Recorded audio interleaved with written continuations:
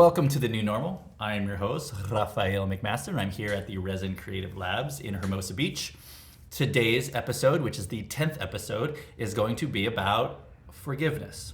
So, going back the last few episodes, we've been introducing a set of tools that we call the creative wisdom tools that I've brought into my life to help me deal with life on life's terms.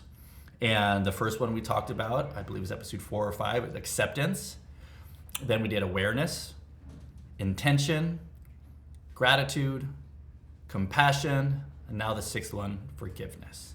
Okay, forgiveness. This is a really powerful one. And I find that if I'm wounded or hurt, even wounded emotionally, or even if I wouldn't label myself as wounded, but something I still hold on to, something I still think about, maybe something from childhood, I can carry these things and hang on to them, and until I take the opportunity to forgive that person, forgive the situation, then it's like I'm still holding on to the pain of that thing, still holding on to it. And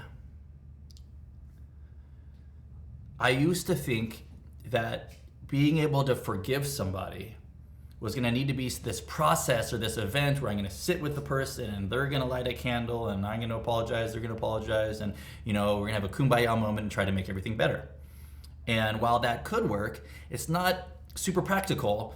And my goal with my forgiveness tool is to not hold on to anything extra. Life is hard enough as is.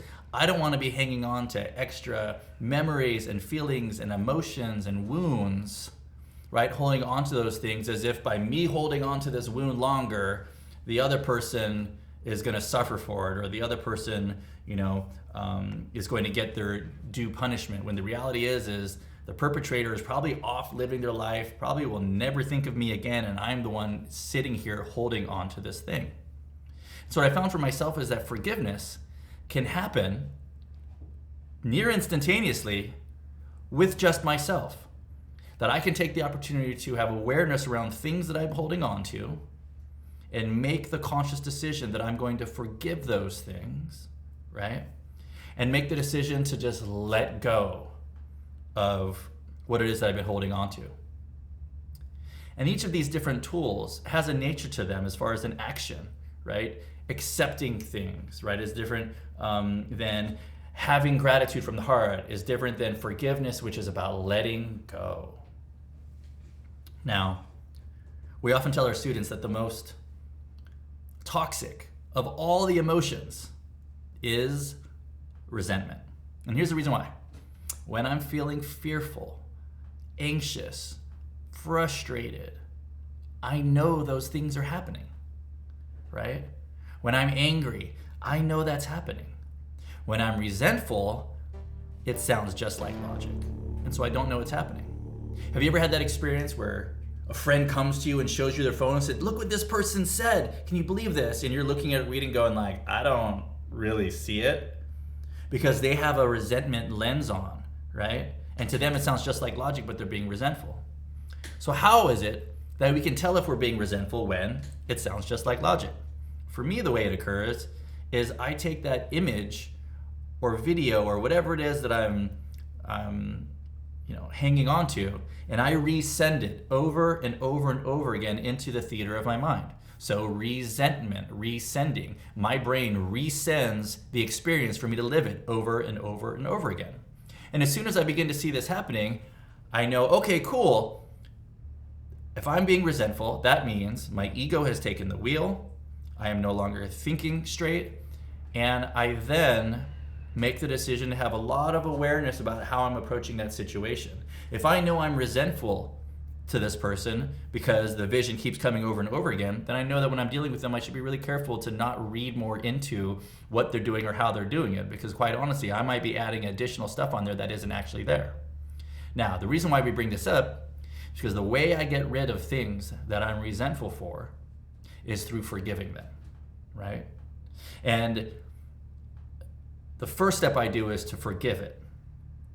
If it still lingers out after that, then quite possibly I will do an additional exercise where I'll take the time to look at my side of the street Is there anything that I can be accountable for? Even if I was completely the victim, but at the same time, the thing I am hanging on to is that I'm not letting it go. I'm still chewing on this thing even though it's 5 years later, right? So what was my role on it, even if my role is that I haven't forgiven the person yet? And so, we can do this exercise together, right? So why don't you choose something in your life that you still hold on to? And make the decision that today, in this exercise, you're going to let it go. And even if you don't forgive it totally, then if anything today, my hope is that you let some of it go. And that if you were to do this a couple times over and over, then you would be able to totally and fully let go of this thing. So let's do this exercise, okay? And for this exercise, you're going to need something that you can hold and drop, okay? So let me find something. I actually have this clicker here that my dad got for me for my birthday, and I'll talk about that on a later episode. It's really, really cool. Okay, so here's what we're gonna do. So everyone follow me. I'm gonna take us through a quick breathing exercise. We're gonna bring up the thing that you wanna forgive, and then we're gonna forgive it, and you're gonna drop the thing that's in your hands. So just make sure it's not something that will shatter or hurt your toes, okay? So a symbolic gesture. And this part doesn't need to be done, but we find in doing these symbolic gestures that sometimes it helps the act and the intention of the act deepen. All right, so here we go. So everybody close your eyes. And we're gonna inhale through your nose, expanding your chest.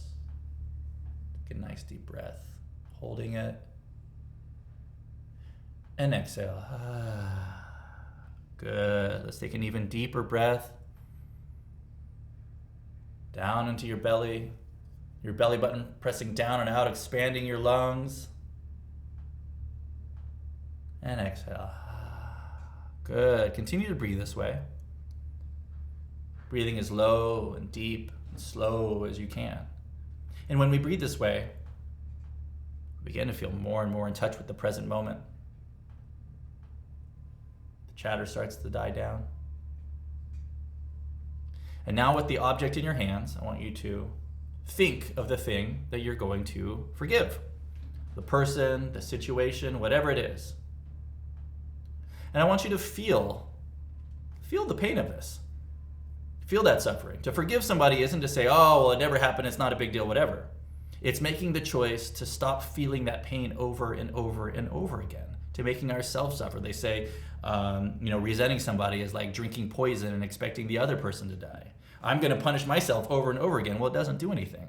So, if anything, I just want to stop that suffering. Okay, so with your eyes closed, I want you to take that thing that you're resentful for, that you need to forgive, and begin pushing that energy out of your body, out of your hands, and into this object.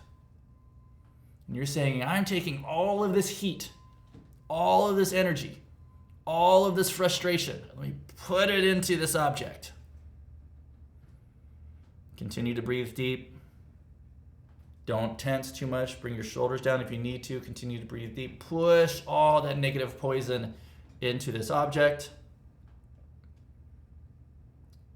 And now when you're ready, and you feel ready to forgive,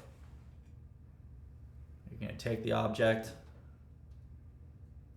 When you forgive, say to yourself, it's deep intention.